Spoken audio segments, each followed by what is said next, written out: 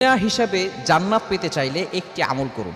এই একটি আমলের কারণে আল্লাহ তাআলা আপনার জন্য জান্নাতের ব্যবস্থা করে দিবেন। এটা আল্লাহ তাআলা নিজে পবিত্র কোরআনুল কারীমের ভিতরে কোট করে দিয়েছেন।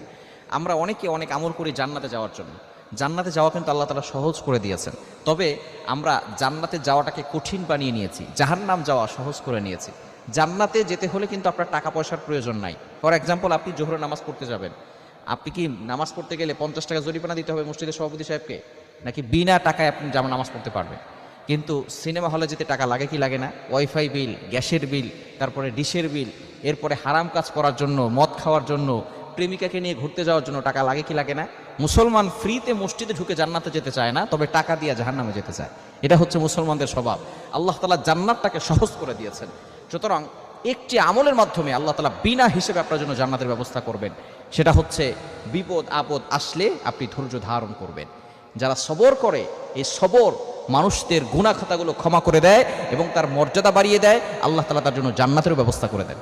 রাব্বুল আলামিন বলেন, ইন্নামা ইউওয়াফাস সাবিরুনা আজরাহুম বিগাইরি হিসাব। যারা ধৈর্যশীল, যারা ধৈর্য ধারণ করে, আল্লাহ পাক রব্বুল আলামিন তাদের জন্য ইউওয়াফাস সাবিরুনা আজরাহুম বিগাইরি হিসাব, বেহিসাব প্রতিদান দান করবেন। অর্থাৎ আল্লাহ তাআলা তাদেরকে জান্নাতের ব্যবস্থা করে দিবেন। সুতরাং বিপদ আসবে, কঠিন বিপদ আসতে পারে, কঠিন সমস্যার সম্মুখীন আপনি হতে পারেন, অনেক বড় বিপদ আপনার লাইফে চলে আসতে পারে। হতাশ হবেন না, আপনি ধৈর্য ধারণ করেন। আল্লাহ পাক রব্বুল আলামিন জানিয়ে দিয়েছেন 2 নম্বর পারা 2 নম্বর পৃষ্ঠার 13, 14, 15 নম্বর লাইনগুলোতে, ওয়াবাশশিরিস সাবিরিন। আল্লাহ পাক রব্বুল আলামিন বলছেন, যারা ধৈর্য ধারণ করে আমি আল্লাহ তাআলা তাদের সাথে রয়েছি। বলেন সুবহানাল্লাহ। ওয়াবাশশিরিস সাবিরিন। আল্লাহ তাআলা বিভিন্নভাবে পরীক্ষা করবে। আল্লাহ তাআলা নিজেই বলে দিয়েছেন, সূরা বাকারার 153, 154 এই আয়াতগুলো পড়বে। আল্লাহ তাআলা সেখানে বলে দিয়েছেন, ওয়ালা নাবলুওয়ান্নাকুম বিশাইইম মিনাল খাউফ ওয়াল জু' ওয়া নাকসিম মিনাল আমওয়াল ওয়াল আনফুস ওয়াস সামারাত ওয়াবাশশিরিস সাবিরিন। আল্লাহ তাআলা জানিয়ে দিয়েছেন যে বিভিন্নভাবে আল্লাহ তাআলা পরীক্ষা করবেন। আল্লাহ তাআলা ভয় দিয়ে পরীক্ষা করবেন, আল্লাহ তাআলা সম্পদ নষ্ট করে পরীক্ষা করবেন, ওয়া নাকসিম মিনাল আমওয়াল ওয়াল আনফুস, আল্লাহ তাআলা জীবন নিয়ে পরীক্ষা করবেন, আল্লাহ তাআলা ওয়াস সামারাত ফসল নষ্ট করে পরীক্ষা করবেন। এভাবে আল্লাহ তাআলা পরীক্ষা করবেন। পরীক্ষায় হতাশ হওয়া যাবে না।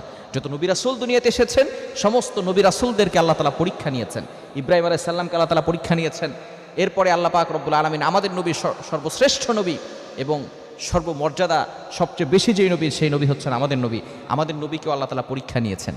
মক্কায় নবীজি সাল্লাল্লাহু আলাইহি সাল্লামের উপরে বারবার আঘাত এসেছে, তিনি কিন্তু হতাশ হন নাই, তিনি ধৈর্য ধারণ করেছেন। সুতরাং এই ধৈর্য আমাদেরকে শিক্ষা দিচ্ছে যে ধৈর্য নবীজি সাল্লাল্লাহু আলাইহি সাল্লামের মাধ্যমে আমাদেরকে শিক্ষা দিচ্ছে, ধৈর্য ধারণ করলে আল্লাহ পাক রব্বুল আলামিন সব কিছু সহজ করে দিবেন। এজন্য যতই বিপদ আসুক না কেন, আপনি মুমিন, এজন্য আপনার উপরে বিপদ আসে। আল্লাহ পাক রব্বুল আলামিন নিজে জানিয়ে দিয়েছেন। পবিত্র কোরআনুল কারীম খুলেন 20 নম্বর পারার 15 নম্বর পৃষ্ঠার একেবারে 10 নম্বর লাইন, সূরা আনকাবুতের 2 নম্বর আয়াতে আল্লাহ বলছেন, আহাসিবান নাস আইয়ুতরাকু আইয়াকুলু আমান্না ওয়া হুম লা ইফতানুন। ডু পিপল থিঙ্ক, মানুষ কি মনে করেছে, কি ধারণা করেছে, আইয়াকুলু আমান্না, উই বিলিভ ইন আল্লাহ, আমরা ঈমান এনেছি, একথা বললেই তাদেরকে ছেড়ে দেওয়া হবে, ওয়া হুম লা ইফতানুন, তাদেরকে পরীক্ষা করা হবে না?